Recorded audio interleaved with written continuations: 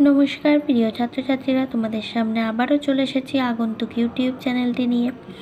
আজকের আলোচনার বিষয় সপ্তম শ্রেণীর যে পরিবেশ বিজ্ঞান বই আছে, তোমরা কমেন্টে লিখে জানিয়েছিলে যে যোজ্যতা কাকে বলে, উদাহরণ দাও ও এই প্রশ্নটা দিতে।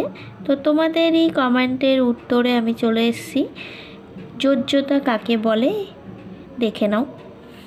কোনো মৌলের একটি পরমাণু যে কয়টি হাইড্রোজেন পরমাণুর সঙ্গে যুক্ত হতে পারে বা হাইড্রোজেন গঠিত কোনো যৌগের অণু থেকে যতগুলি হাইড্রোজেন পরমাণুকে প্রতিস্থাপিত করতে পারে সেই সংখ্যাকে ওই পরমাণুর যোজ্যতা বলে। যেমন একটি অক্সিজেন পরমাণু দুটি হাইড্রোজেন পরমাণুর সঙ্গে যুক্ত হয়ে জল গঠন করে, তাই অক্সিজেনের যোজ্যতা 2। এবার বলছে একটি করে দ্বিযোজী, ত্রিযোজী, চতুর্যোজী ও পঞ্চযোজী মৌলের উদাহরণ দাও। তাহলে দ্বিযোজী মৌল কি না জিঙ্ক, ত্রিযোজী মৌলের উদাহরণ হলো নাইট্রোজেন, চতুর্যোজী মৌলের উদাহরণ হলো কার্বন ও পঞ্চযোজী মৌলের উদাহরণ হলো ফসফরাস।